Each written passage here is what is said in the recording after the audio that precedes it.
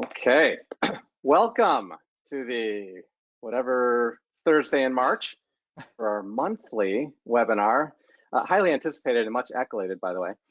Don't get rusty with what you see on the screen, including now we're playing with gas. So nice cute title here, but we've got a very important person on board with us today to talk about fuel systems and what you should know about them. But let's start with a couple of small things. So the attendee control panel on the right side is where you ask your questions. You cannot come on live, but you can ask your question, as we already have one. Oh, a second question has popped up. And what we'll do is try to answer them as we go. I will respond to you as we go. Sometimes we get to the question and answer, that's what we'll ask, or if it fits within our conversation, we'll put it in there. So we will try to get to them as many as we can. On the side there is also, you're gonna see you're muted and stuff, you can't unmute. And then at the bottom, if there are any questions, not questions, but any handouts or anything like that, they will also be there. And so you will see that we do have a fuel management handout. On that right side, if you can expand it, you'll see that there's a PDF there. Okay, well, a couple of intros. So I am Pablo Morelli, your friendly neighborhood Senior Director of Flight Training Technology. And we also have on board Chris Moser. Chris? Hey everybody, it's Chris Moser, and so I work at AOPA too with Pablo, in fact all of us do in fact, and working with CFIs and flight schools, and glad to be here with you guys. Back to Thanks, you, Chris. Pablo. Yeah, thank you so much. Coming from you from the Midwest, and you said it correctly, they work with me at AOPA. So our next is our Flight Training Initiative Coordinator in the background behind the scenes running the wheels of steel, Stephen Schroeder. Say hello, Stephen. Hey everybody, I also work with Pablo, most importantly. Okay, he was supposed to say hello, Stephen, but he didn't. Oh, okay. Hello, Stephen. Good to be here. All right, and lastly, but most importantly, and I think in his mind and ours, is Jamie Beckett. Jamie, there's a bunch of initials, a lot of letters on your name. Tell us why you're here and what you do. I am AOPA's You Can Fly ambassador in Florida. Science has proven that's the best place in the world to be. And I'm a CFI and an AMP, and basically my job is to help facilitate your dreams coming true in aviation, whether you're a kid who wants to get into it, if you're a rusty pilot, if you're a flight school that needs some help, whatever you need, we ambassadors are your guy or gal, as the case may be. Yeah. In all seriousness, I mean, you guys do a great job of that. So you guys are at airports, you fly basically, you got your regions, but you fly everywhere to, you know, basically talk to anybody that'll listen, right? Yeah, it's actually an amazing job. I run around and talk to people about aviation. I get to take people on first flights. It's absolutely great, and it is, you know, for members, give us a call. Let us know how we can help. And there's other ambassadors as well? There's a fella named Pat Brown who's in Texas, who is also a designated pilot examiner, so a super smart dude. And Kay Sundra is in San Diego, California. She covers Southern California. Kay is an actual aeronautical engineer. She's quite bright too. I'm Florida man. I just tell a good story. They actually know what they're doing. And then lastly, since we have you on here, let's do a little cross marketing, if you will. You also do, I don't know, something similar, but not as good as ours, correct? Yeah, we do. The second and fourth Tuesday of the month, we do a thing called Ask an Ambassador. Anybody, it's not just for members, anybody can tune in. We live stream it on Facebook, Twitter, and Instagram, and the repeats are on YouTube. So come see us sometime. And, you know, we have themes just like you do, but you can ask your question on any topic you want and we'll deal with it. Yeah, and the reason I brought it up is just because of that. I mean, we do something here where you can answer your questions on that side screen there, but with these guys, the ambassadors, they're giving you the whole gambit on whatever they're talking about. It's great. I mean, it's a good conversation. They're, you know, with that DPE on board too, that whatever his name is, guy over there in Tejas. So it's fun and it's good stuff too. So it's good. It's well worth going to. So okay, let's move on to reminders. So I think this might be the biggest and most important reminder we'll have for you all day, and that is wings. You do receive wings credit for this webinar, but please notice on the screen only if viewing the live broadcast. You cannot go to YouTube or our AOPA.org channel or any of the other places that we're at and watch us there and then want to get it afterwards. It has to be live, and it'll be based on your email, okay? Wings credit, yes. Okay, next. Let's start with a poll. Stephen, Here we go. roll that poll. So the question is, have you ever had a fuel problem? Since obviously today's topic is playing with gas. And one thing that Jamie didn't mention, by the way, just wanted to throw out there was that he is an AMP, which we was one of the reasons. That is the reason. Honest, let's be honest about this. The reason we brought him on is because he's an AMP, not because of all the cool guitars in the background. And you're going to have to wait. I see questions in there about them already. You're going to have to wait until the end to hear more about the guitars during the Q&A. It's starting already. So, so Jamie, down there from our Florida desk, so tell us about, you had an idea here. I think it was about, or maybe it wasn't the Wright brothers, but maybe we'll talk about that one later. Was that later? It's whatever you want, but I can talk about it now if you want, just to start things off. I'll tell you what, let's hold off on that, because I was thinking on this one we were chatting about while we're hoping everybody's doing, and please fill out the poll. Make sure everybody participates. We're looking for you guys to click on that. Hopefully it's working. Oh, sorry, I had a little bit of a technical difficulty. Hold Okay. on one. We're working on it. We're working on it. I will pass along. I mentioned this earlier, but I think it's appropriate to this poll. When you're in general aviation, flying Cessnas and Pipers and Grummans and things like that, a good rule of thumb is the only time you have too much fuel is when you're on fire. There's nothing good about running short on fuel. Well, one thing I wanted to share here too on this one, because that's absolutely correct, obviously, is that, but I had a problem once that I was pre-flighting a 172, and this was not that long ago. I was with a student, and we went to do the sump, or actually pull the little strainer thing, the one where you pull the little thing inside the oil inside the cowling, and you pull that little lever, the release, and no fuel was coming out of the strainer. What's that? I think you're trying to say the quick release thing, exactly. Yep, pull for the quick release. And so, and it wasn't working. And so then we ended up going like, what's wrong? We knew something was wrong. And so this is one that I just want to save you some embarrassment, because I ended up calling a mechanic, and I called actually a fellow CFI, and they were able to tell me, they said, did you check the fuel selector? Because in a 172, most of the time we know we leave it on either both or left. It's hardly ever on off. He was exactly right. I went in there, it was on off. So if you ever go to try to get that fuel out of there and nothing comes out, check the fuel selector, because we thought there was something wrong with it. But believe it or not, that's all that it was, is you had to turn the fuel selector on. All right, so let's see, we got 83%. Let's go ahead and show the results there, Stephen. So for the vast majority of people, never any problems, which I guess that's a fortunate thing. Hopefully you won't have any problems with it. And then we've got a few people saying that they caught it on the ground, which is kind of what happened to me. I think that's the only fuel issue I've had so far. Anything for you guys? Well, I know for me, the only fuel problem I ever had, thank God, I've also caught on the ground, and we also have a picture of it later on, but that was something small. It's just like a third of the tank with new fuel with water, but it's not that big a deal. We'll get to it. Yes. I never did anything bad. I mean, I did run the Boss's airplane out of fuel in the air once, but that was we've got that story later, I believe. Hardly worth talking about. And I do like the 2% of people that said I prefer gliders, because that way you don't have any fuel problems with that. It's just an energy issue, really. All right, let's go ahead and so let's take a look here. One of the things I wanted to start with was that, why do we need to know about our fuel system? And I know that, like, when I'm training students and things like that, I really emphasize emergency procedures, but I also emphasize the knowledge of systems, because if you know your systems, that can help you in the case of an emergency. And believe it or not, is when you're flying something like a 172 or a Piper, the fuel system doesn't necessarily seem like it's complicated, although obviously it was more complicated than I thought with that fuel selector valve. Take a look here at these stats. You can see that even though the trend has been generally down, we still have a good number of people that get into accidents because of fuel management. And so you can see the trend here overall. And if we go to the next one here as well, the same deal, types of fuel management accidents broken down, we can see that the majority of them are in flight planning. So that would be things like, not having enough fuel for the flight that you planned, or calculating, did you have enough in, or maybe checking that you had enough that you needed before that. And then still systems operation as well are a good bit, just not knowing, or just having some sort of difficulty in operating the actual system while in flight. And then only one for contamination. So I just thought that was interesting to share that.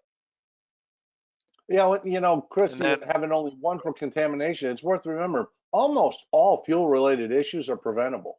There's really very few that are beyond your control. So it behooves you because it's safer, and it might even lower your insurance rates or our insurance rates as an industry.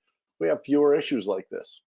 Right, and obviously we want to avoid these. So that's hopefully our goal here is to kind of give you a little bit of a insight into your fuel system, and then more importantly also how to go out and learn your specific fuel system, because obviously we can't talk about an individual fuel system here because it would only apply to the people flying that type of airplane. And then the last bit here on the stats, just to show you again why it's important. Notice here the breakdown that every type of pilot certificate, from private and sport all the way up to ATP, everybody has issues that they potentially could get into a fuel management. So it's not isolated to like, oh, you're a new pilot, that's why it happened. You can have very experienced pilots where this can happen too. And of course, as they move on to more complex airplanes, it's probably a good part. And then I know, Jamie, did you want to talk at all about the CFI part of it? Having a CFI on board doesn't necessarily keep you safe. Yeah, there is an assumption that people like us, Chris, with CFIs in our wallets are just flawless. We never screw up. But the reality is, we could have a bad day. We could have gotten a letter from the IRS in the mailbox and we're a little distracted. There might be an issue in our lives. And yeah, CFI alone does not mean you're not going to have a problem. Just like they train first officers to question captains. If you're going on a flight review or something and the CFI say, nah, we don't have to check the fuel, it's okay, I'm going to look anyhow. So, Right. I'm just going to take 30 seconds and check this out. Yeah, don't forget that we're human too. And in fact, I think one thing that's interesting too, I think, as being a CFI is that it often can seem like we have this, and admittedly, it's like we might have some more experience, and that might lead into why we maybe know some more about regs or whatever, or just because we do it all the time. But the other part is that the only reason that we often know what's happening in the flight more is because we don't have anything else to do but sit there and look at what you're doing and watch you. That's why we're able to catch stuff, because I'm not busy doing it. I know that when I'm flying, I'll find myself where I have to make sure I'm doing my flow, because then I'm busy when I've got another CFI with me and maybe I'm doing some training. So yeah, we're human too. And then notice too that the night part as well, fuel management is, obviously critical all the time, but at night you can see how important it is. The lethality rate is at 30% there. And so that's a big part, because if you do have a fuel issue and then you're trying to land in the dark, that's really difficult, because it's obviously it's easy to see a field in the daytime. It's a lot harder to identify a good field at night when you can't see anything. Of course, I guess you could do the part where turn your landing light on. If you don't like what you see, just turn it back off, right? That whole deal. So, all right, let's go ahead. And so that just gives you an idea of why it's important. So we're going to jump into talking about some tips about fuel systems and how we can operate those, and some tips along those lines. But let's go ahead and roll this poll. How confident are you in operating your fuel system? And so maybe it's something that you feel good because you're flying something like a 172, or maybe you're moving up. So just how confident are you? How do you feel about it? So Jamie, let's talk about that complexity of that Wright brothers thing. Go ahead. Yeah, we were talking about fuel systems started out very, very basic. The Wright brothers 1903 Flyer had an incredibly simple, foolproof fuel system. It was just a vessel that held fluid, a couple pints of gasoline, which flowed through a tube to a hole in the engine. The metering, instead of having a traditional carburetor, they just had a petcock in the valve, like a motorcycle from the old days would have. And you got the engine running and you would adjust the petcock and that would flow the fuel through. And when you got it running smooth, you were good to go. There was no real carburetor. That was just a hole that allowed fuel to come down onto a pan in the manifold. And as air rushed in, it vaporized fuel. Very simple, not very accurate, but it's very simple. Of course, there's a downside to that as well, because fuel is pulling up in that pan. So if you let that engine run for about 15 minutes, it has a tendency to explode. I would consider that bad. We're just going to throw that out there. Yeah, that is the negative part. It's simple and cheap, but it only works for a very short time. Hey, so Chris, I was going to ask you real quick before we get there is, and I think this is something we talked about in the pre-flight that I'm sorry I didn't mention, is those numbers that you talked about just ahead of this. How are those calculated, or maybe the source of those? What went into making those? Sure. So those are from the Air Safety Institute's null report. It is available online. You can get all that data and all that detail. I'm trying to think. We didn't look up the link. Maybe Stephen, if you get a chance, you could go pull that link and throw it into the chat. But it's the Air Safety AOPA's Air Safety Institute null report, and I think it's the most recent one. Which of course the data goes back to 2018 because it takes time for all the records and everything to get released, which is why it's always a few years behind whatever the report is. That's the most current data that we have. And I'll So throw good out, question. Chris, people can just Google that if they want. NALL is NALL. Right. So if you just Google NALL report, they'll Yep. come up. And you can find that relatively easily. All right, so how confident are we in operating fuel systems? And so we saw like 58% of people are comfortable, but I can learn more. That's my favorite answer, that you know a little bit about it, but I'm willing to learn more. And then we got 36% telling us that they are very confident. And then a few a little hesitant, which is okay. Hopefully we'll be able to ease some of that. And then of course, I threw in the prefer gliders again because I thought it would be fun, but nobody picked it, so I'm disappointed. So that's okay. All right, let's go ahead. I would have clicked it if had I been able to answer. All right, let's see. There we go. All right, so the first part we want to talk about is we just thought we would go in phases. We're going to talk about kind of getting ready, so pre-flight. We'll talk about operating in flight. Then later on, we'll talk about transitioning to a more complex fuel system. And then finally, at the end, we'll talk about just sort of problem solving, how to go about that. So in this case, we're talking about pre-flight. And Jamie, I know we had some really good conversations in prepping for this. When it comes to fuel planning, we both, I think, are on the same philosophy here. But so how do you think about fuel when it comes to determining, do I have enough for this flight? I actually like to go with full tanks, and I've been lucky that many of the aircraft I've owned or the one I fly now for work has long range tanks. But if I don't have a weight issue, I'm going with full fuel. One thing I will throw in though, increasingly, because I go to a lot of non-towered airports and outlying places, and there's self-serve fuel there, but you never know for sure how that's going to work out. I mean, I've been to places and they've got plenty of fuel, but the card reader doesn't work and there's nobody there. So if you don't have enough fuel to get to the next place, you're kind of stuck. So I've actually called ahead to FBOs the day before a long flight and just say, you actually have fuel and the system works, right? And it's worth checking out things like that. So it's that whole be prepared thing and thinking ahead, which I totally agree with. And the other part I know that I like to think about, and I think you do the same thing, is we don't think in terms of, do I have enough to make it so many miles? Hopefully everybody's had that training from their CFIs, but always think about it in how much time do I have in the tanks? So it's so critical in keeping track of that. At a 152, I've had ground speeds over 120 and under 50, depending on the winds. So the time to cover that distance is going to change dramatically. And you're right, it's a time factor. It's not a distance. Right, and obviously because of the whole wind thing right there.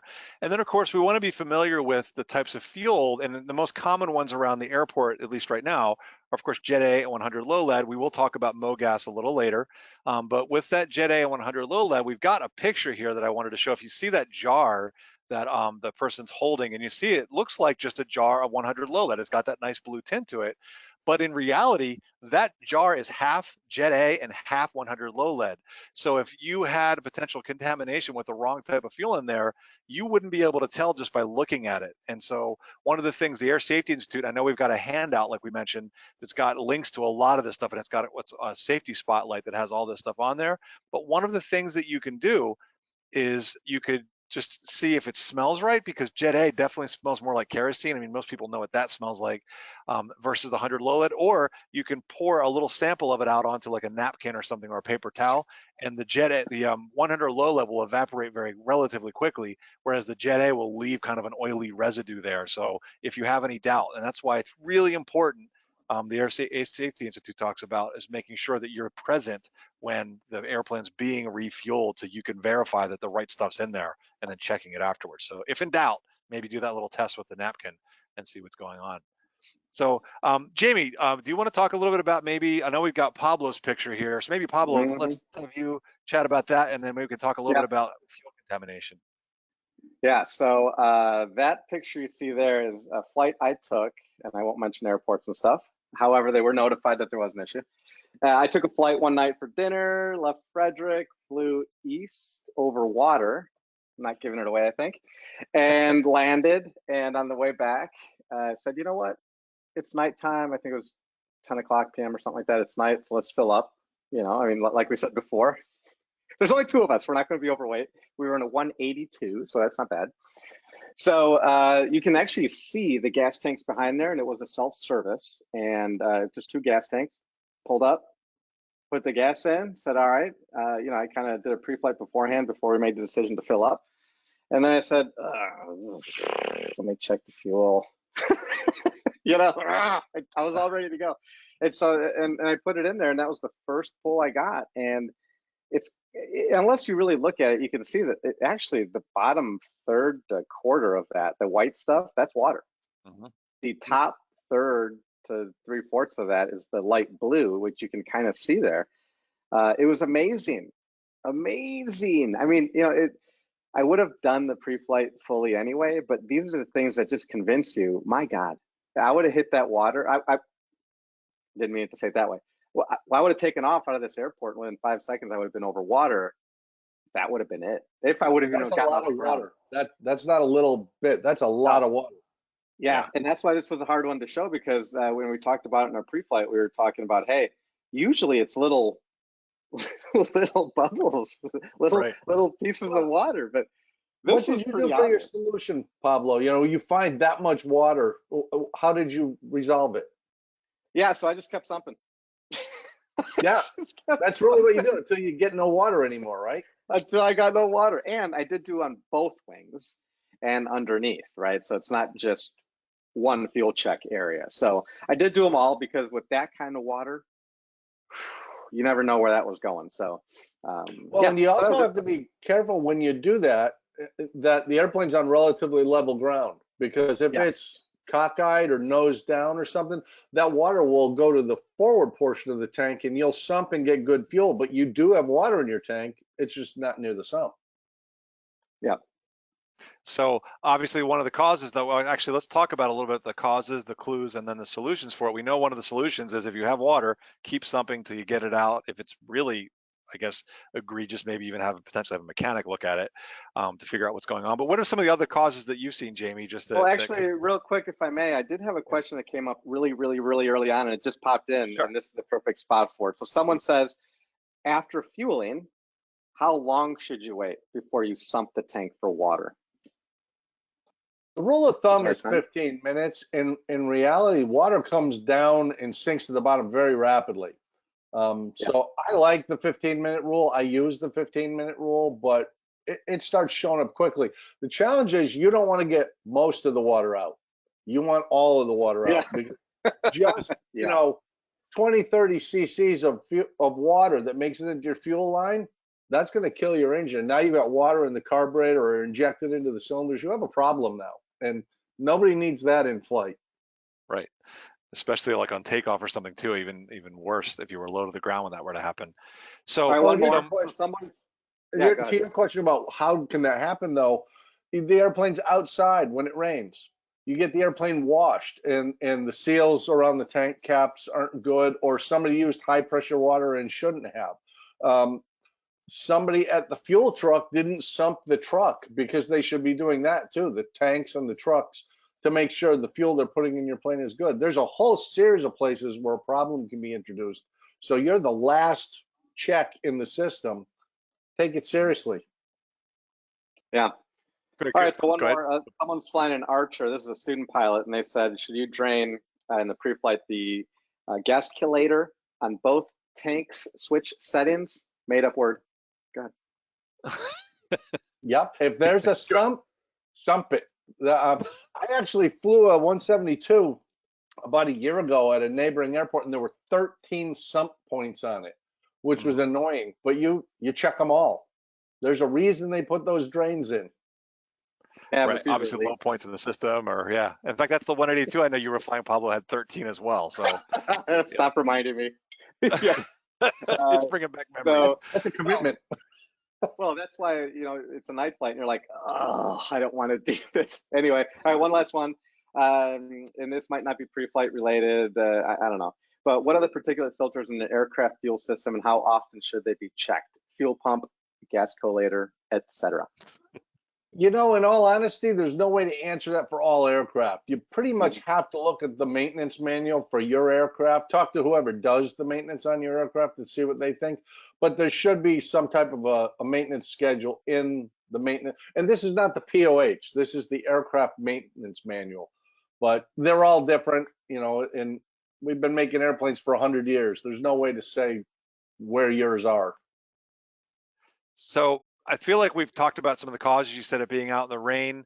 Some of the clues, obviously, it's going to be when you sump it. Obviously, I guess a really bad clue would be a rough running engine of some sort could be an issue. And then some of the solutions, which would be to again, sump it and everything. The only thing we didn't talk about, what if you see like little black pieces or other kind of stuff floating in the fuel? What do you think that's probably from, Jamie? Yeah, that kind of suggests either somebody dropped something in the tank or you've got some seals that are corroding. You know, maybe somebody put a bunch of ethanol fuel in and it's starting to eat things up. Yeah, it's not just water we're looking for. We're also looking for contaminants. If there's something floating around that you think, you know, that could start clogging up the screens and get to the point where I have fuel, but I can't get it to the engine. This is especially an issue in jet aircraft because Jet A will suspend water in it and you can actually get algae growing. So they have to put algicide in, and if you don't, it can clog up the screens. You've got fuel, you just can't push it through the system to the engine, and that's bad, Chris. So I would say so, but you might have biodiesel in that case. But that said, what would you say if you see that? What's your recommendation as an A&P? What's your recommendation if we see go that talk kind of to stuff? somebody. If you see black bits floating around in your fuel, don't try and self-diagnose that. Go talk to an A&P, have them look at, let them because they've got options. They can look at it in greater detail and let you know what that is. You know, and of course, make sure the jar you're straining into is clean, so you don't end up spending a bunch of money because oh yeah, you forgot to clean that before you sell it. Hey, I will say that I've seen that in my gas jar. Yeah. What about rocking the wings? I've had several questions about rocking the wings. I do rock the wings on a pre-flight, but after I sump. And I'm rocking the wings just because I like seaplanes a lot and there is no suspension system. It transfers all the energy right into the aircraft. I rock the wings to hear if there's a clunk, if anything's loose. I don't rock them to move the water around. If the aircraft is on level ground, that sump is at the low point. That's where the water's going. Cool. That's good to know. All right. So we've kind of talked about that. One thing that was really interesting too, Jamie, that you had this great picture. I think you got it out of maybe the maintenance manuals or the FA's. It's AMT a family stuff. photo album. Yeah, it's something. It's what mechanics share. They share pictures of this kind of stuff right on. So it's the idea of, obviously we know the idea of accessible versus unusable fuel. We know that there's those numbers we had to memorize, or hopefully you know about your airplane, that there's a certain amount of fuel that you cannot use or count on. So even though the tank might hold 20 gallons, maybe only 17 and a half are actually available. What's the deal with that? Why is that the case? Yeah, if you look at that spot where it says strainer and it shows that little thimble thing in the tank, a lot of people assume that sump spot is also where the engine's getting its fuel for them, and it's not. That's the low spot, and you want any crud to be able to come out there. The actual pickup for the fuel system that goes to the engine is a little bit higher than that, so it doesn't get that stuff. That's why you have unusable fuel, and that can vary from a very, very small quantity to gallons that are just inaccessible. You can't have it. So it's worth understanding that that low spot that you sump, that is not where the fuel goes to the engine. That's just for you to inspect it. That pickup is higher than that, and you That may makes sense. hear fuel sloshing around. That doesn't mean you have enough to go. And that makes sense too, to say that it's higher so that it doesn't pick up the other stuff. And then one other thing we wanted to mention was, what do you do with the sump fuel? Now, you know, it's like probably one of the best options is having a GATS jar. That's GATS. GATS jar, which has a filter on it so that you can test it, and then if it looks okay, you can pour it back in and you're not throwing fuel. But I know a common thing, like when I learned how to fly, was we used to just dump it on the tarmac. But you know, since then the EPA has cracked down, but also because it can damage the asphalt, so it can cause pollution, it can go run off into the water, it can damage the asphalt on the tarmac. So we don't really want to do that. So if you don't have a GATS jar to put it back in, then maybe have some place to put it. And I know, Jamie, you said you had something in your hangar that you use if the fuel I have a 5-gallon. Yeah, I have a 5-gallon can that I keep in my hangar. So if I get water, that contaminated water goes in the 5-gallon can. I really like the GATS jar because I can pour that fuel back in. Fuel will pass through the screen, but water won't. But you still need a place to put that. And if you don't have a GATS jar, you're using the old tube style, you've got to have some place to put that fuel, and it's kind of awkward to drain it out, pour it back in, and you really shouldn't. I just put it in a 5-gallon can, and then, you know what, if I build up enough, I can put it in the lawnmower. There you go. In fact, I knew somebody, I read an article somewhere where somebody was talking about how they put it in their the little tow thing. What am I thinking of? The tub. Oh, yeah. And Yeah, the tub. they were able to run that with it. And they said they never had to actually fuel it up because they were just using the samples of fuel. Yep. So that's one way to make sure that's useful. But yeah, the big thing is that, and sometimes I know when I was flying out in Arizona, we had little jars that would sit, or little cans that would sit. They had them around the tie down area, and so we would just dump it there, and eventually, like you said, eventually it'll evaporate. And by the okay. way, just for Pablo's edification, if you look at the bottom of that diagram, Pablo, see that thing gascolator? That's the filter that question was about. Gascolator. And Gascolator. yeah, airplanes have those, and at some frequency, you do want to clean that so it's not just full of junk.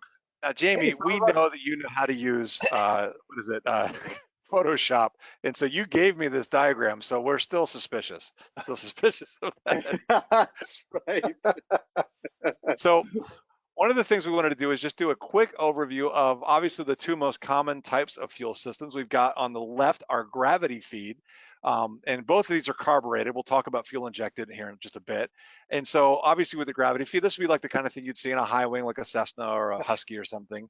And so the fuel's up in the wings and the gravity just brings it down. Notice the fuel selector, of course, has its left, right, and both setting, and then works its way down through the system. You've got your primer there, and then the carburetor, where it's the fuel's flowing into the carburetor, where it's going to get mixed.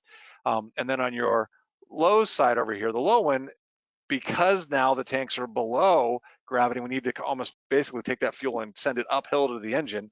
It's going to have a pump.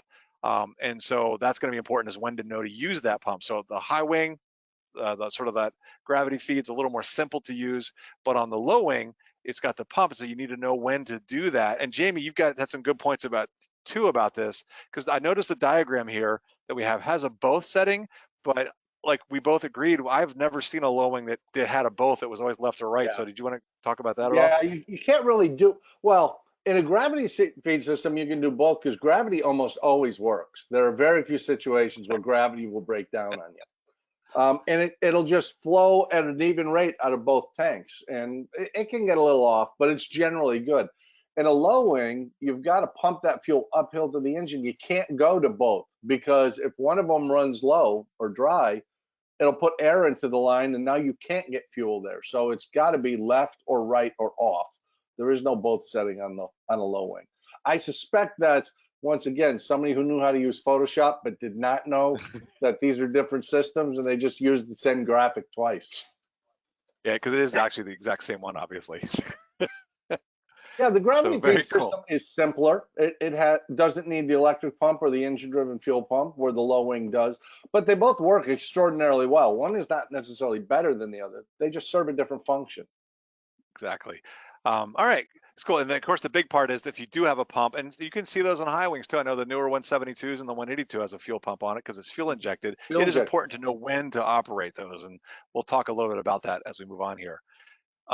One of the things we wanted to mention just quickly was the point of vents.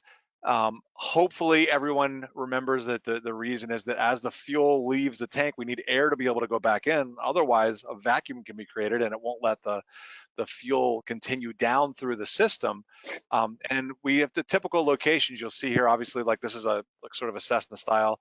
The fuel vent in this case is under that left wing. It's that little tube that sticks down. And I know Jamie's going to explain to us why it faces forward. And then the other places you'll find vents are often up in the fuel caps. I've seen it on our 172s, at least. It's on both of them. Sometimes it's only on the right one, but those are important to check. So when you're doing pre-flight, make sure you're checking that vent in the fuel cap. So Jamie, did you want to comment on this and maybe talk about why the fuel vent faces forward? Well, the system has to be pressurized and vented, because otherwise it's like when you turn a soda bottle upside down, it just goes glug, glug, glug. It doesn't flow freely. The vent faces forward because you want to slightly pressurize the tank so that fuel flows down through it well. And if you had turned the vent the other way, so it faced aft, it would actually have suction and it would be draining the tank while you flew. So you want it to be facing forward. And people always think that's weird and wrong, but that's what you want. It's also not a horrible thing if after you fill up and you see a little bit of dripping out of that vent, that means it's clear. No bugs have built a nest in there or anything. If you see a lot of dripping, if you need a bucket, that's worth investigating and getting corrected. That kind of implies the vent is below the top of the fluid level. It needs to have a little bump up in it so that the fuel doesn't flow through the vent. It just allows air through. Now, So I'm assuming it would be a bad idea. Good.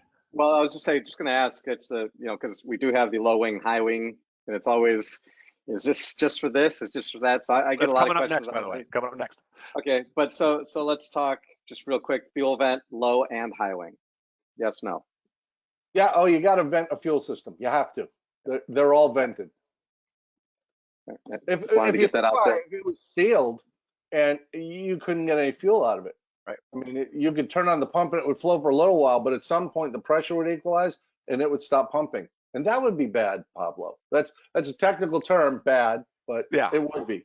That's for advanced flying, So. Well, it's different degrees of bad too. So really, it is technical.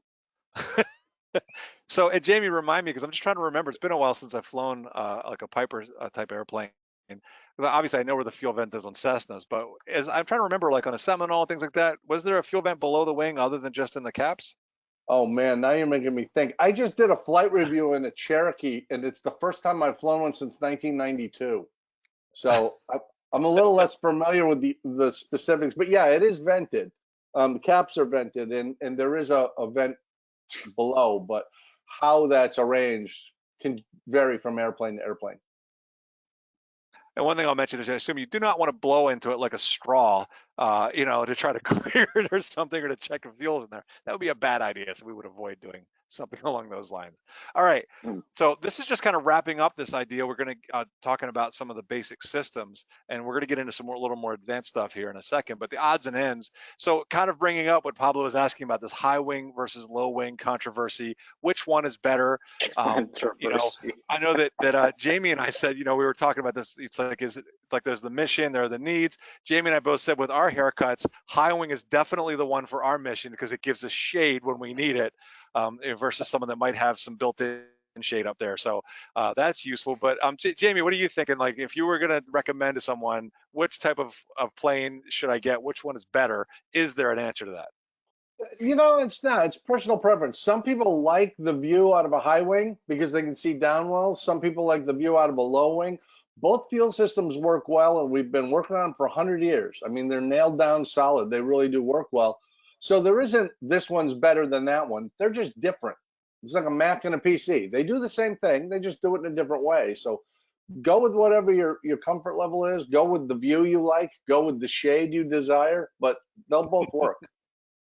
Exactly. And of course, it depends on that and the needs as well. So maybe you need something that's going to be landing rough fields, and maybe a high wing works better for that. Or like you said, maybe you need really good visibility out the top. Maybe you're doing formation type stuff and it's better to see out the top. A seaplane is a good example where a high wing actually has advantages in a seaplane. There's less spray that gets up there. You've got more distance between the wing and the water. It's just better for that.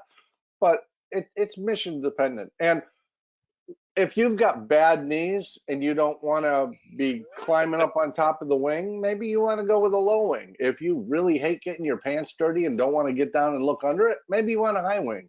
Whatever that is true. Preference. The pre-flighting, I remember pre-flighting Seminoles and climbing underneath of those. It was just like, you're just going to get dirty. Be able to actually see stuff and check the gear and everything. So yes. How about maintenance concerns? Because one of the things that we discussed was this idea of if you're using MOGAS, or using the STC to use MOGAS in your airplane, or we'll also talk about this idea of what happens when you use 100 low lead in a ROTAC. So there's sort of pros and cons on each of these. Want to go ahead and tell us about that? Yeah, MOGAS is automotive gasoline that you can use in an airplane, and you can buy an STC to use that in the airplane. The key is MOGAS at the airport is not the same as the automotive gas you're finding down at the local gas station to use your car. MOGAS doesn't have ethanol in it.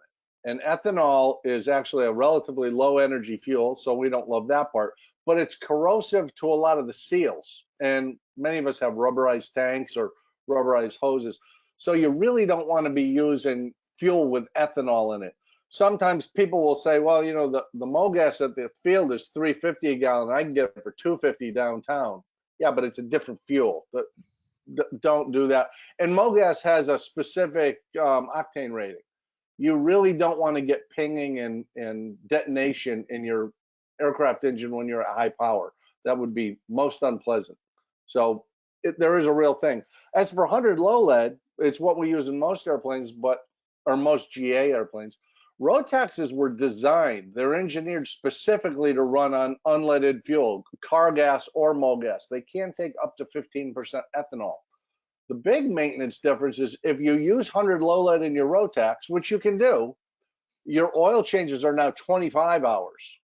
If you're using unleaded with less than 15% ethanol or MoGas, it's 100 hours.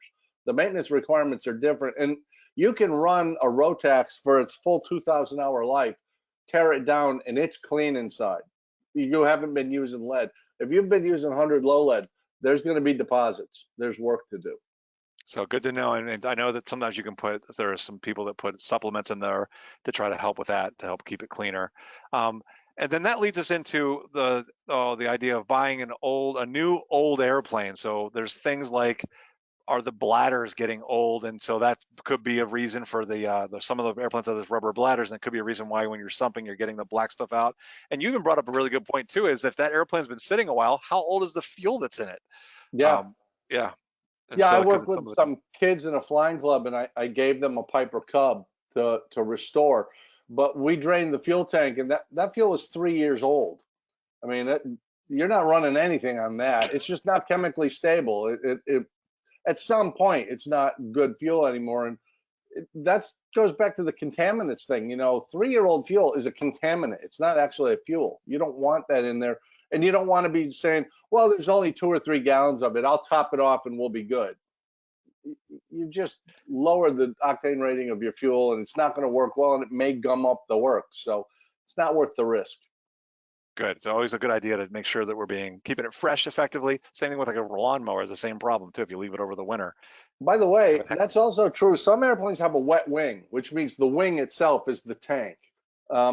You want to make sure before you purchase something like that you've seen that tank filled up and it's not leaking, because a wet wing repair is an expensive repair. And if it's at the tabs and like, yeah, we're good, and then you find out, oh, it's at the tabs for a reason. If we fill it up, it starts leaking out. Good to know. That's definitely good to know. All right. When it comes to getting the airplane started, and I want to make sure we keep moving, not just to keep our pace up, but getting the airplane started, we had some tips for priming. And obviously it depends on the temperature and everything. So I know you had some couple of good tips here when it comes to a carbureted engine, Jamie, about when and how potentially you should prime it. I know that typically we know when it's warm, maybe you don't have to prime it at all. When it's cold, you typically prime more. And then also that use of the accelerator pump on the throttle. So do you want to tell us a little bit about what you were thinking there? Sure. Yeah, I don't actually prime a lot because I live in Florida, and by law, it's not allowed to get below 70 degrees here. It's a local ordinance, but we're very religious about it. But yeah, you do, especially when it's cold. You'll prime, because when you use that primer, that's basically a syringe. You pull it out and wait a little bit. That syringe will fill up, and you'll inject fuel, and it goes right into the cylinders, so it'll start up.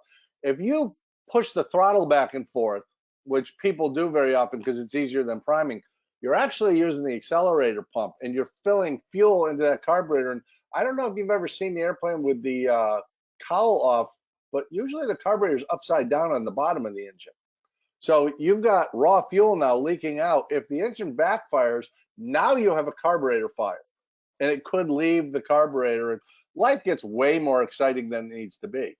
So using the primer as opposed to pumping the throttle on a carbureted engine is a really worthwhile habit to get into.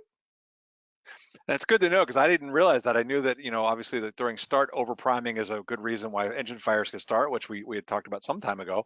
But this idea of the accelerator pump overloading it is something, because you often see that people will just start pumping the throttle to get it in there. One thing I wanted to mention was about the 1903 Flyer with too much fuel and eventually it explodes. Right. That wasn't a 1903 thing. That was a too much fuel thing. You can do that today. Same thing still works. Science. So then we've got the fuel injected engine as well. And so one thing I wanted to mention here was that what's the proper procedure for dealing with a vapor lock? So with vapor lock, and I'll let Jamie discuss this a little bit more, but one thing I wanted to mention is there is a cool technique you can use when starting or priming a fuel injected engine. Because I know oftentimes in the POH, and we always recommend follow the POH, but sometimes you might find something that tweaks a little bit better. And so there's one other way that I've learned to prime a fuel injected 172, where it's like instead of, and typically on the 172, it'll have you turn the fuel pump on and then push the throttle and mixture in to let it flow and then pull it back out and while the pump is running. But if you actually reverse that and put the throttle and mixture full in and then turn the fuel pump on, you can be much more precise about how much fuel gets in there. And so I was at a school out in Arizona, and so what we had learned from Lycoming is we had about 40 of those 172s, the new ones, and you just wait for the fuel flow to bump. And then when that does it, you turn the fuel pump immediately off and then pull out and continue starting just as per the POH. That seemed to really get rid of all the trouble of starting a fuel injected engine when it came to priming, either over or under priming, because it's often hard to tell. But Jamie, can you tell us a little bit about what you do if you're dealing with a fuel injected engine and you get vapor lock, like what it is and how to deal with it? Yeah, defining vapor lock, and you flew in Arizona, my original home state, and I fly in Florida. In August, the ramp is roughly the temperature of the sun. Pretty much. And you've been flying the airplane. Starting it cold is one thing, but once the engine's been running, obviously it heats up, and these are generally air-cooled engines. When we land and shut down, that engine starts dissipating heat, and it dissipates it all throughout the engine compartment. The fuel in the lines, those fuel injector lines, vaporizes because that's what fuel does when it gets hot. Because of that, the air in the line now is compressible, and you just can't get liquid fuel into the cylinder, and it's you're kind of stuck because you can't get the engine to start. So that's why that procedure you've got, and it worked well in Arizona where it's so hot. Really well. The POH is a great place to start, but the POH is not a regulatory thing. It's information from the manufacturer on what they recommend. But it's entirely possible, as you found in Arizona, you may have a very different starting procedure than they have in Minnesota, because just the temperature, the humidity, everything's different. That's okay. It's all right to decide this is company policy. This is how we do it. All right, that's okay. Exactly. And of course, in Minnesota, of course, they didn't have the same issues. Well, we had an engine heater built in with the sun, and they had to provide their own because there is no sun up there, is what I've heard. So with the run-up, one thing to consider too is if you have roughness during a mag check, often that, and we're going to get to that on the next topic here, which is leaning. But if you have roughness during a mag check, you've got fuel deposited on the spark Chris? plugs. Yes. Quick question though. Let's since we talked primer and other stuff like that, a couple of priming questions here. So I'll just kind of ask it in one big question. Which one? Because we have a lot of students, which I love. The omnibus question. Well, yeah, Yes. That's exactly right. But Jamie, we get a lot of students on here, which is great. So they're asking, where does the prime go? When you hit the little button, where does it go? And then two is priming low altitude versus high altitude. Is there any difference? Let's discuss.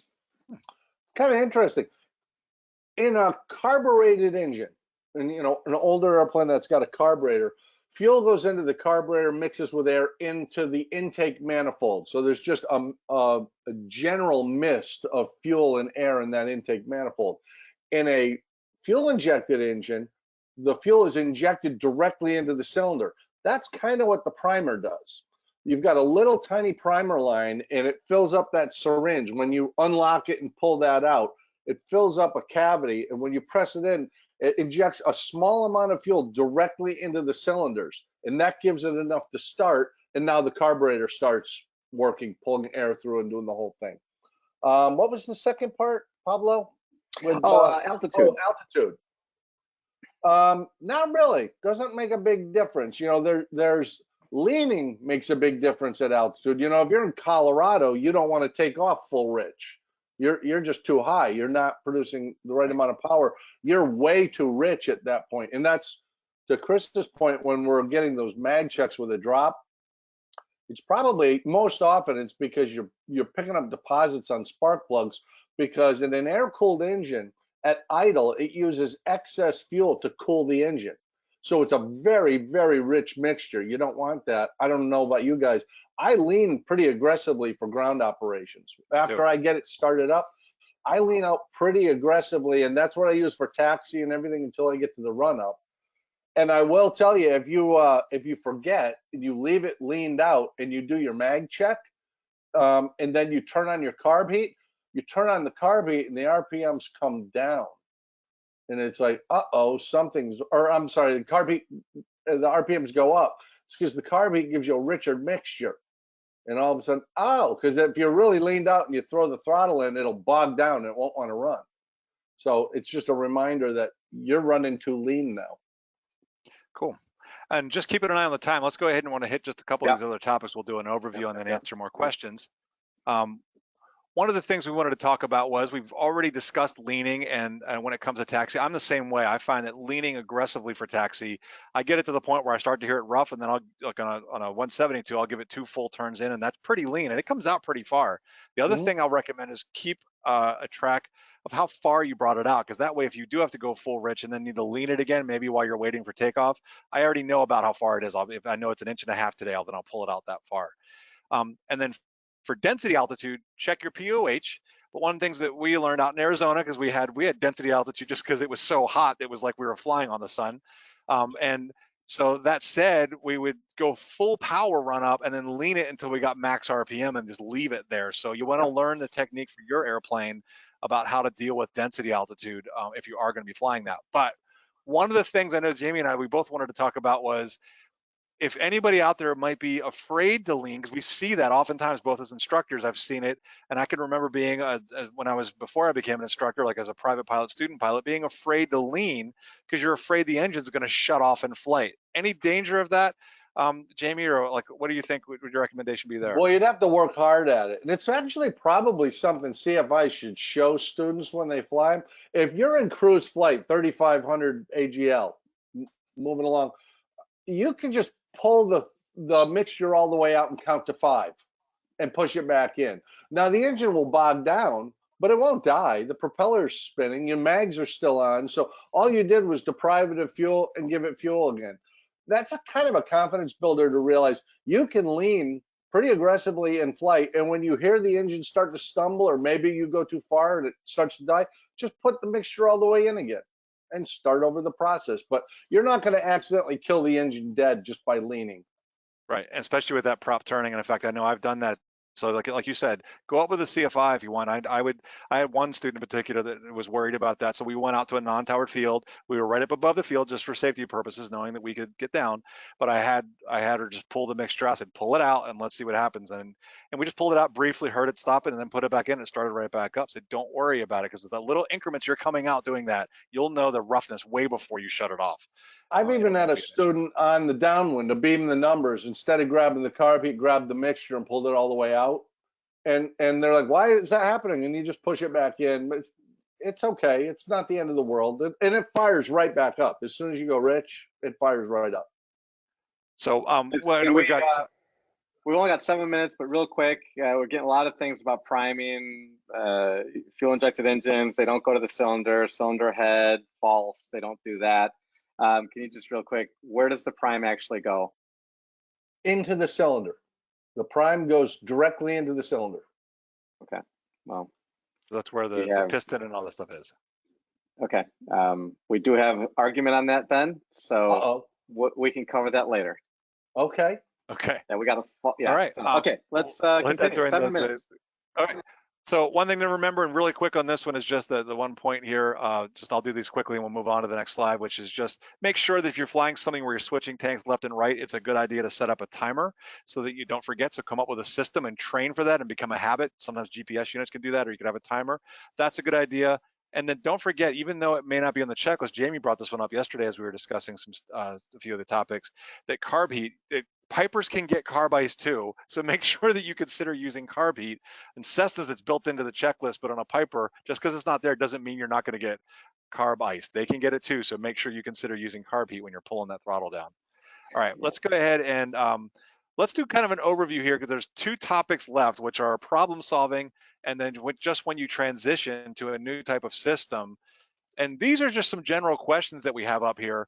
for things you should consider when going up to an airplane. And really, it's about getting comfortable and really knowing the system of your airplane. So we had some examples. I know we found Piper Cherokee 6, Seminoles, Bonanzas. They can have multiple tanks in the wings, and you need to know how to access them. In fact, I read about an accident where a gentleman was flying just bought a Bonanza and was with a CFI, and they were flying it. And the weird thing about it was it had 5 different tanks for 5 different positions with multiple tanks, and they only had one fuel gauge. And so you had to switch the fuel gauge too to match the tank that you had it on. And they ended up running a tank dry, thinking they were full because they had the fuel gauge on a different tank, one that was full than the one they were using. And they ran out of fuel and ended up landing in a field and damaging the airplane. They just bought the airplane. So it's really important to understand your fuel system. So if there's any doubt, do that training, get some training on that. Any thoughts on that, Jamie, before we move on to that other one?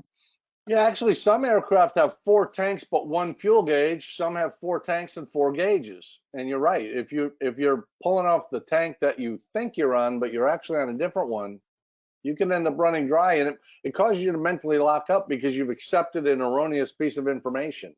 So double check. So critical. Get good training is the biggest thing we can tell you, and make sure you learn every bit of those systems. It's really important. Let me just go ahead and jump over that one.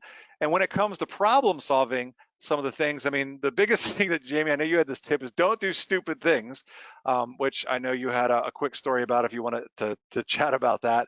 And then we can talk about just a few of these other ones, but I know we only have like a couple minutes left here. So yeah, well, real quick, I actually did run the boss's Super Cub out of fuel in the air. I talked to a mechanic who worked on it. I talked to somebody who had a lot of time in it. I asked if there was anything different about this Super Cub. They told me, nope, it's just a normal vanilla Super Cub.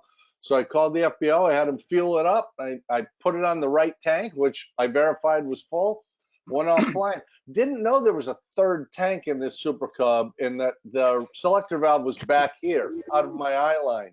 So I was flying with a passenger, and we were having a great time. And all of a sudden, the engine went boom, boom, boom, boom. And you just have that moment of, I have plenty of fuel. What could be the problem? So as long as I'm headed downhill, I did change tanks to the left tank. Worked great. And I didn't realize when I had selected right tank, back here it was not on right main, it was on aux. So I was on a partially full 9-gallon tank, not a full 23-gallon tank. So when I changed the tanks, it worked. But boy, what a surprise that was. Yeah, no doubt. That'll wake you up. So the big thing here really is, again, that just to reiterate that or emphasize, know the system, and especially when you're going to an airplane you're not familiar with, it's really important to learn those systems before you fly it, especially if it's something that is different than the idea of the type of thing you might normally fly. I want to refer to this video. We're not going to talk about it necessarily, but it's a great video. It's on the handout, so check it out. And it talks about some of those ideas of how you problem solve. And the biggest thing I would say is, if you can understand your system, you can start to problem solve. The better you understand it, the better you'll be able to problem solve, because you'll start to be able to think what could be causing that happening. So work with your CFI, or work during your flight review, or whatever it might be. Work with the CFI to really start digging into the systems of the airplanes that you're flying. All right, last one is just our overall conclusions. What are the best ways to learn your system? Some of the things I know that I was thinking of is study your POH, maybe take some supplemental training. Like there's the type clubs, that are Cessna type clubs and Piper type clubs. Those folks know an awful lot about these airplanes. So if you're involved in one of those, work with a good CFI. Anything else you'd recommend there, or want to talk about any of these other tips here, Jamie? If you're an owner, consider doing an owner-assisted annual. You'll learn an enormous amount about your airplane, and you'll cut the cost dramatically.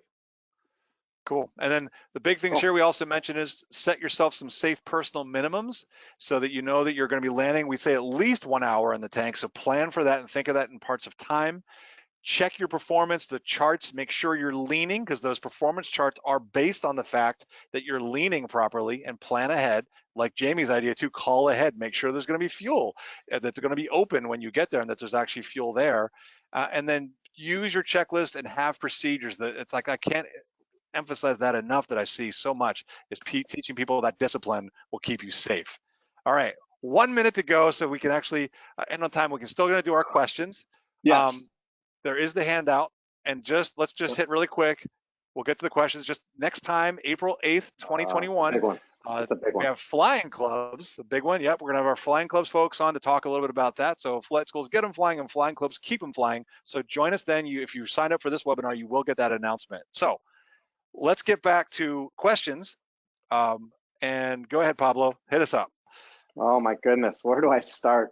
So obviously a lot of guitar questions, we'll leave those till later. I will say this to start as I find the perfect one. We've been requested for a Stephen showing up from the background, but don't do it, Stephen, because I like keeping the audience At 1 million subs, toes. we'll do it. Yeah, That's exactly right. We need more viewers. Okay. So let's talk about leaning. A lot of leaning issues. Okay, here's one. So if an aircraft has no CGT or EGT, how do you gauge a good lean mixture? Good point.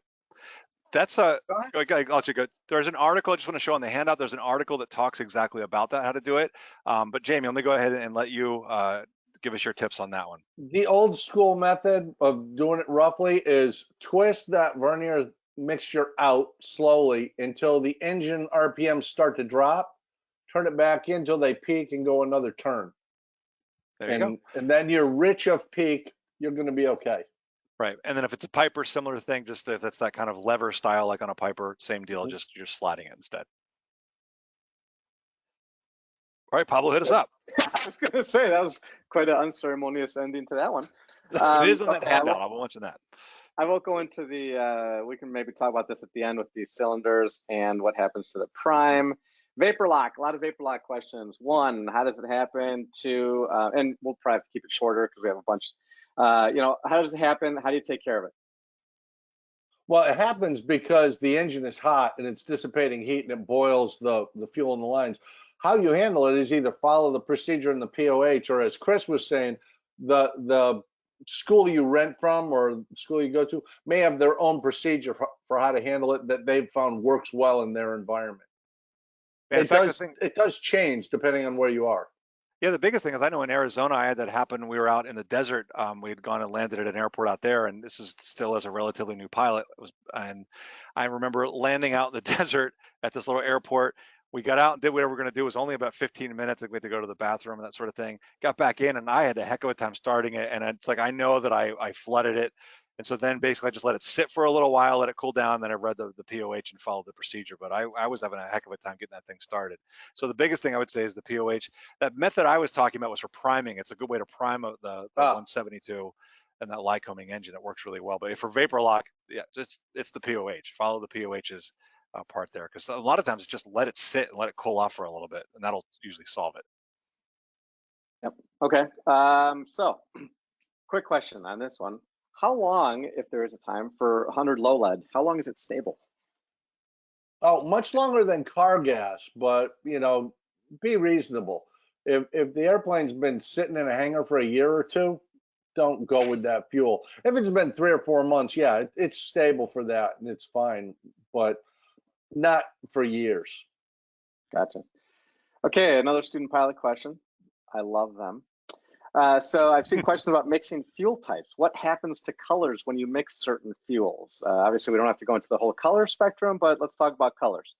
Specifically, they said, what happens when we mix low lead and Avgas 100 green? That was the green. Actually, I'm not familiar with that because I know that was the point I showed that Jet A one. Is that you can't tell what happens when you do the any idea what happens with the green and the blue? I've never actually seen the green. I don't think they've made it since World War II. I could be wrong, but I've been doing this a while. I've never seen the green fuel. So it's a fuel enigma is what you're getting at. It's, 100 low lead is pretty ubiquitous across the United States, not across the world. That's why in a lot of places they go to a diesel engine because Jet A is available throughout Africa, India, things like that. But in North America, Jet or 100 low lead is about as easy a fuel as you can find. Yeah. All right. So fuel management. How about those? Fuel management. So what are some tips we have? No pun intended, for those with tip tanks and other such complex fuel arrangements. That's an interesting point because it'll be in your POH, and very often you'll say you have 4 tanks, the inboard and the outboard. They may have something where you fill from the outboard and it flows in, or they may say fill the outboard tanks, then the inboard tanks. but use the fuel from the inboard tanks first before you go to the outboard. You really want to look at the POH. There's not a blanket rule. Engineers designed that fuel system for that aircraft's use. And I know it sounds like I'm kicking the can down the road. You really do have to understand the POH. And it's a page. Your fuel system is one page. Just read up on it and know how it works. And one thing I'd throw in with that too is that's why it's so important when you're going to a new airplane to really do some training and learn the systems on that airplane. Even when I was flying freight, we would move up to an airplane, like I flew a Piper Chieftain, for instance, and then before that a Piper Cherokee 6. Not super complicated, but enough that they drilled us on those systems so that we could handle it. And then it's a continual part of studying too. So it's really, really important to study the systems on those other airplanes and know them, and that will help with all that sort of stuff. And then get a good trainer to help with habits. Yeah, not to belabor a point, for instance, if you get into twins, if you're flying a Piper Seneca, you can cross-field the left tank to the right engine and the right tank to the left engine. And that's built into the system so that if you go single engine, all the fuel is available to you. But you don't want to take off with it set on cross-feed. So you have to understand the system well enough that you're using it the way it's intended to be used. And then, sorry, one other last point on that is even with fueling, know that as well, like Jamie was saying, because I read a story about, I think it was a Cessna, either a 210 or a 310, I can't remember, but it said that like they had things where you fill up one side of it, go to the other side, fill it up, then come back to the other side because there's baffles that would slow down the fuel process. Yeah. So it's just, You can think you have full tanks and you don't. Yep. Oh, okay, now I'm done. All right. Thank you, sir. Okay, so please clarify the reason low-wing aircraft do not have both in the fuel, as a Commander 114 has left, right, and both. Oh, interesting. I've not flown a Commander 114. I've never seen a low-wing that has a both setting. I've only ever seen them with left and right. I'm not saying my encyclopedic knowledge is so great that I couldn't possibly be wrong, because I am often wrong. But generally, low-wing airplanes have a left, a right, and an off. High-wing airplanes have left, right, and both. Or like the 152, it's on or off. That's all there is. There is no selection. Yeah. Okay, so this one makes me laugh because there's been several questions as to both 182s and 172s. And I think, Chris, you'll probably recognize why this makes me laugh. Why do fill in the blank airplane with an 8 or a 7 have uneven fuel use from left to right when the selector's on both? That's a good question. There's a variety of reasons for that. It could literally be just that there's a clog in the vent, the cap, or something like that, and the fuel's not flowing freely. It could be that you're flying uncoordinated, just a little bit, where one wing is lower because there's a crossfeed between those tanks. So if you're flying just a little uncoordinated, you could be draining fuel from one side to the other. There's a variety of reasons. If it's an extreme difference, if you're landing and you have 10 gallons more in one tank than the other, you might want to get that checked out and see if you've got a problem. If it's 2 or 3 gallons, that's not shocking. So the reason this makes me laugh, I was just going to say, it seems like happens to me. The 182 is bad at it. Oh my God. And it's been in there, and Carlo, our guy, he's looked at it. I'm not the only one that's, squawked it. And, as we know, I've done a lot of 4-hour flights, 5-hour flights. And it is pronounced where I have to actually go to the other tank to even them out mid-flight. And then it's almost like when they get halfway, then they start going off both.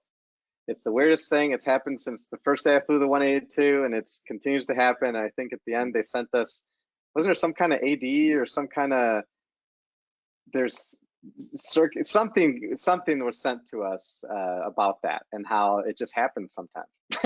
It was like, all right, cool. I know how to fix it, so I'm fine with that. Well, because like I said, our mechanics looked at it, but there was 2 people that said their mechanics have looked at it, and one that just asked why it happens. And so they said that after hours and hours, no one's ever been able to find anything. So, what happens, I guess. It's not an unusual problem. It's really not. Like every 172 I've ever flown does that. It burns out of the left before it burns out of the right more. It'll go down a little bit, and then it seems like it burns out of the right to even it out. So. Yeah, I think it's gravity. So there's only gravity over the one wing, right? Is that right? That could anyway, be. Okay. Here's a good one about bladders. And someone says that they believe that at one point there was an AD requiring 182s to have their wings rocked to dislodge water trapped in the folds. Comments? That would be an I'm not interesting familiar with AD. that one. I've never seen one of those. That would be interesting. I could not tell you. I'd have to look that AD up. Yeah. Okay. It is worth. So, okay. It is worth checking those, though. I mean, we have a friend who bought an airplane and was told that the bladders had been replaced at some point, and then found out later that the bladders were installed in 1959. So you really do That want is- to know. Oh, that is old. Yes. Okay. So here's one that again back to the prime and or the pump. 172 cold start pump throttle and or prime. Why? Discuss amongst yourselves. So, Cold start. Claire- I'm a prime guy. I don't pump the throttle. I just prime. What's your thought, Chris? I do the same thing. If it's cold, and it just depends on how cold it is. Like we're talking about a carbureted one, for me, it's one or usually 2 shots is what I find. That Yep. usually seems, and you just know the airplane too, because it's like I've gotten to know the airplanes that I fly, and I know it only needs this much, it fires right up, and other ones I know might need more or less. Well, and I will say when you're doing Yeah. 2 shots of prime, part of it is wait before you don't just pull it out, push it in, pull it out, push it in. You've got to pull it out and wait 20 seconds or so, push it in, do it again. But 2 shots like that, and I'm usually good. Yeah. So, and I think we've mentioned this on every webinar, is really it's specific to each aircraft. You can't give a blanket one because I know that through my vast knowledge of airplanes, flying experiences, I trained on a Warrior and an Archer and flew Aztecs through it and a T-34 at one point. But through my training, and so one of the Archers, literally, you had to prime it to death, turn it, and as you're turning, you give it the throttle. Well, you can never tell. I had an airplane at one point. The priming didn't really seem to help, and couldn't figure out what the problem was. So we took the cowl off and we primed just to see what was going on. And fuel went everywhere, but it was not going into the cylinders. It had little pinholes in all the priming lines. So we're priming away, and it's just fuel running down the inside of the cowling and out the bottom. Oh gosh. And then we had something similar happen too, because there was another one we had gotten the airplane, and you'd prime it. It was super hard to push in, and we kept saying there's something wrong with it, and finally they looked at it, and there was a crimp in the line where it wasn't going through, and it was really hard to get started because oddly enough there was no fuel in the engine when you were trying to start it. Well, and that's why, to your point, Pablo, every airplane's a little different. I mean, especially 40, 50, 60 years into use. There's crimps in the line, there's bends, there's all kinds of things that can affect your airplane different than the one next to it, even though they're the same model, same year. Yeah, well, I mean, we had 2 Warriors, 2 Archers. That Archer just wouldn't start. Yeah, you had to do it. The other one, you were fine. It was like, okay, this isn't done, Yep. Oh, and we had that primary too, when you do have one that's tough to start, you don't want to just be on the starter going, you're building up a lot of heat. At some point, you got to unplug from that and just let things cool down and go back to normal. Yeah, makes sense. Okay, so it's funny, we're getting a lot of comments as to maybe an imbalance in tanks or something like that. So they're coming in fast and furious. Okay. Have you heard anything, Jamie, especially because you're out in the field mostly, have you heard anything about 100 low lead and the future of, or no future of? Well, there are companies and engineers really working hard to try and find a solution to get us to an unleaded fuel. And certainly Rotax engines are designed to work on an unleaded fuel. But, the Lycomings and Continentals and Franklins that we use were designed for leaded fuel. And that lead is there for a reason. It's a lubricant. So to my knowledge, nobody has come up with a really good replacement yet that's proven itself to be able to be produced at the scale we would need it. But the efforts continue, and I can't offer any more insight than that. Okay. Or flight gliders. Off hills, because there'll be nobody to tell you. So someone's asking about fuel caps and the vents on them. How do you check them? What do you do with them? Maybe how do they even work? Well, a vent is really a hole, Pablo. That's all it is. I mean, it's just a hole, and that's it. You can actually check them. You can go to your local A&P shop and they'll show you how to check them. They actually run air through them and make sure there's a hissing sound or some kind of pressure on the vent coming out the bottom of the wing, like a Cessna high wing.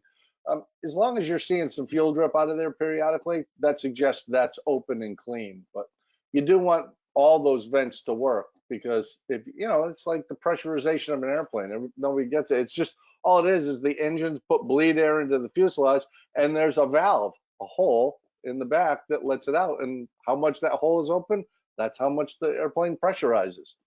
So you just want air moving through.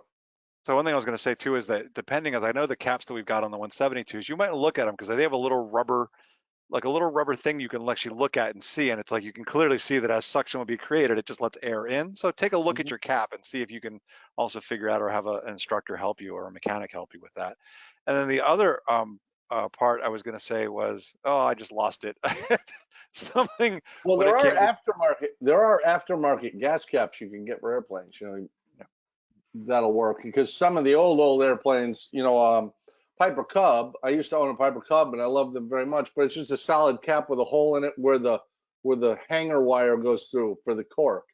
The weirdness of the fuel system on those is that tank isn't much above the engine, and as it gets lower, the head pressure drops. So you may get to a point where you've got enough fuel to cruise, but not enough to have pressure for takeoff. You won't get full power. I remember the point I was going to make too is that just the stuff you're describing too, Jamie, is that the big thing that I've learned is, like, before I started flight training, my dad used to work on cars and I just was not interested in all that. And he knew how to take engines apart and all that kind of stuff.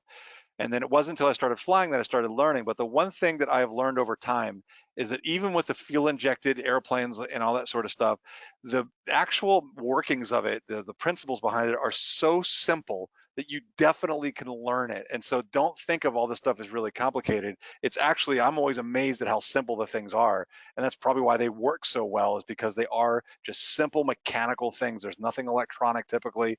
It's very, very simple. So dig into it and ask somebody to help you learn your system, because you can do it.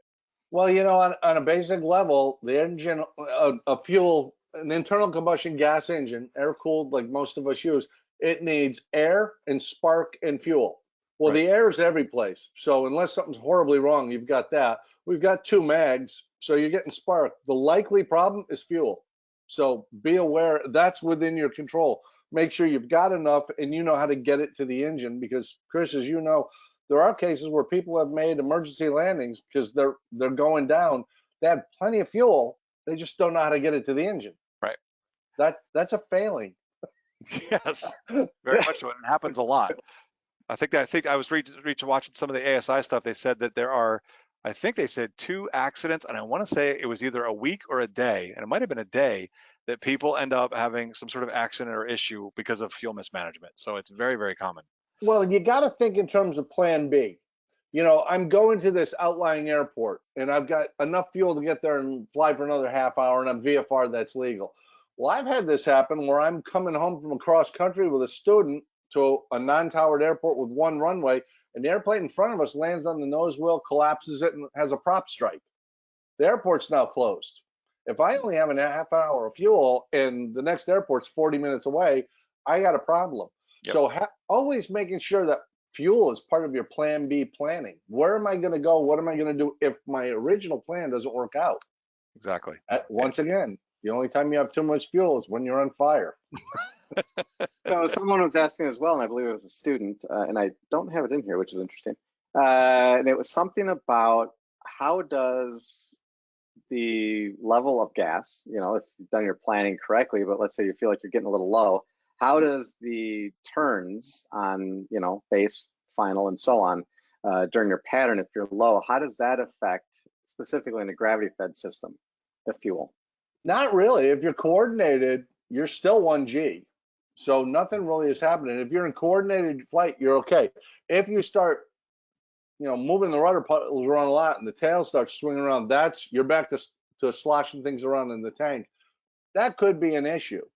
But yeah, if you're flying normally, keeping your bank angle under 30 degrees in the pattern, good coordinated flight, you're not going to have a problem. And your power setting then is so low, you're not demanding a lot from the fuel system. Whereas on takeoff, you are. And it is entirely possible. Like I was saying with the Cub, you could have so little head pressure because a small amount of fuel, you just can't maintain high RPMs. So takeoff may not work, but landing, yeah, you're okay. It might be good to emphasize here too is staying within the operational limitations of whatever your aircraft is. And of course, that means reading the POH so that you know them. For example, like an RV-12 has got wherever the fuel pickup is. If you're less than a quarter of a tank, you can't take off with that because I assume as you pitch up, the fuel will unseat from the Right. pickup and you won't get it. So know that. And then in the case of like these turns and that kind of stuff, you know, that's why we have aerobatic airplanes and ones that aren't certified for it. And even some of the aerobatic airplanes, like the high wings, like I think it's like a decathlon and that kind of stuff, you can flip them upside down. If you stay upside down too long, the engine's going to stop running because the fuel is no longer gravity Yeah, fed. it's not an inverted fuel system. Right. You know, you've only got what's in the line. All right. So Is it important good to know those practice? operational limitations. Is it good Sorry. practice to rotate the prop in the opposite direction after priming before start, especially on cold days? I'm assuming they're talking about a hand prop airplane. The reason a lot of people will rotate the prop backwards is because of the vacuum pump, and they don't want to break the blades inside the vacuum pump. In a hand propped airplane, Cub, Champ, something like that, when you rotate the propeller backwards, you are priming the carb. So that works there. But if you're in a 172, a Cherokee, an Arch or something like that, there would be no reason to do that. So no reason to send it backwards, is what you're saying?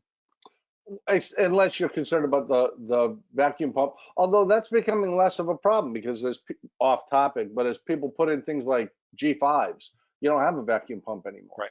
Because those carbon blades are fairly fragile. And if you tweak them, they crack pretty easy, and that's the end of your vacuum pump. You could even say they suck. I would never be so gauche. Well done. All right, so we have 9 minutes. We don't like to keep people longer because we know that we're in Q&A and there's a limit, right? So, okay. I was told in training that fuel level indicators are accurate when they are close to empty, but not so much at full. True? Not entirely true. Fuel gauges are by regulation required to be accurate when they are empty. There is no rule that they actually are accurate at any other fuel level. So you could have a fuel gauge that reads full and you're cruising along on one of Pablo's 4 or 5 hour flights. The needle bangs over to empty and 3 minutes later the engine quits. That's a legal gauge. And that's part of the reason why we visually verify I actually have the fuel I think I have. As Chris was saying before, if your tank has baffles in it and they tell you fill here, then fill there, then go back, it's because it takes time for that fuel to go through. You may fill it right up to the top, but by the time you make it to the pilot seat, it's descended down as it's flowed through. You don't have what you thought you had. So always visually inspect and never trust the gauge, ever. Right. All right, so I've got 3 questions. We'll end at 12:30 for those that are wondering when the heck we're going to shut up. So 3 questions and 1 guitar statement, Jamie. So prepare yourself. Yeah, no, there's many, but Why I are had the the guitar statements going to me? I don't understand. Yeah, I don't either. Okay, should a fuel stabilizer be added to tanks when storing an aircraft for long term? We don't winterize here in the South, so it's not really a common thing. I think it is a common thing up north. I would develop a relationship with an A&P mechanic or a shop and get their advice and work with them on storage of aircraft, because it's not just the fuel. There are other issues to consider if you're going to store an airplane for a long period of time. Okay, thank you. Is there a quick comment or concise comment about wobble pump versus electric pump? And I did respond with probably not a concise answer, but we'll give you one anyway. And a wobble pump is an older technology, and Chris brought up this video before where a guy was flying across the Atlantic and his fuel vent got tweaked, and he actually had to blow in a hose for hours to keep the tank pressurized. A wobble pump is a manual, literally pump back and forth, and it primes. If you are in a problem like that fellow was, you could actually continue putting fuel into the engine with that wobble pump. You can do that to an extent with the electric one too, but you can't control it. It's just on or off. The wobble pump, you can add additional pressure. That's for emergency use, though. In general, you know, wobble pumps are old technology. Electric pumps are newer and better. Okay, and better. Okay, and lastly, you know, for one of our students, what keeps the fuel from flowing out of a vent in a steep turn? Centrifugal force. It stays in the tank. You know, if you're coordinated, it doesn't matter if you spin or if you go upside down. Still, the force is towards the bottom of the wing. Excellent. I've Thank actually you never so thought much of for that. that Actually, I knowledge. never even thought to think about that. I've never been asked See? that one. Well, you know, That's think special about it. If you remain coordinated, the airplane has no idea if it's right side up or upside down. It doesn't care. Up, right side up and climbing, upside down and diving feel exactly the same to the airplane. So physical law rules. It doesn't just start flying out of there. And Chris, you've spun an airplane. I mean, it's not like the movies where stuff starts flying around the cockpit. And you don't want a lot of extraneous stuff there, but it's not like things get insane. It actually feels kind of normal. Yeah, it does, Okay. especially when you get used to it. So. All right, I promised guitar, but not yet, because I actually have a clarification on the regulation for rocking the plane. So Okay. get your pencils out, people. Let's Google this. 84-10-01 R1 bladder fuel cells, Cessna. 1, blah, blah, blah. 2, and 3, rock the wings 10 inches up and 10 inches down at least 12 times.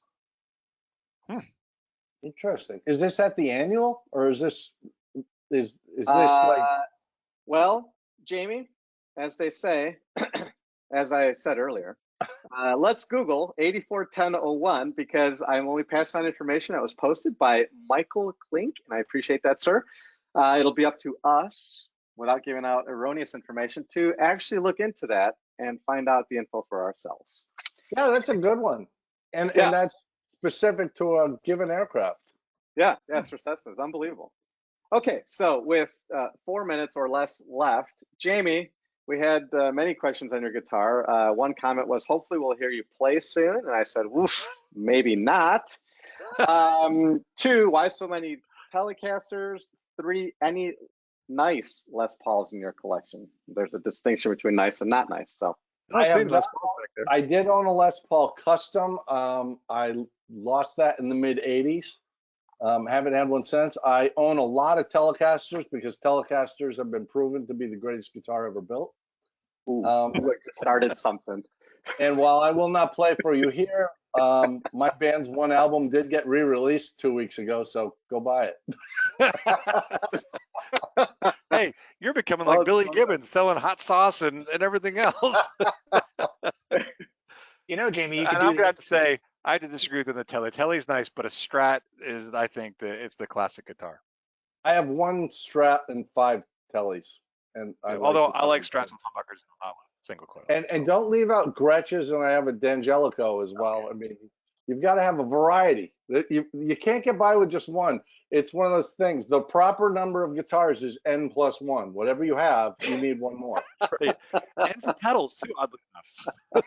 see what you started, Pablo? Oh, good Lord. Yeah, we're in trouble now. That's why I left it for the end, because time is on our side. Okay. Well, You can always 12:28, get what as you want. always, we had a lot of questions, really good questions. So keep those coming in the upcoming webinars. I love the student questions because some of those are the easiest ones and the ones that we never think about ever again. That's why I love them. So keep those coming. But we have hit a conclusion point, as we must. It is 12:28 Central Time, the only time that matters. And we are done for the day. So our next episode, as you can see on the screen, is April 8th, 2021. It will be a Thursday. It'll be 11 to noon Central, or what is that? Yeah, 12 to 1 Eastern, on Flying Clubs with special guest. I believe this is Steve Bateman. Yes, Right. it is. And I think Drew as Good. well. Yes, Drew we'll will be have on. both. And Drew. Absolutely. We whole have team. very special people. That's right. I will warn you, he does have a heavy, heavy Nebraska accent. So enjoy that as you wish. And it is flight schools. Get them flying, and flying clubs, keep them flying. So thanks to everybody. And we will see you in a month. Sounds good. Thanks, everybody. See you guys.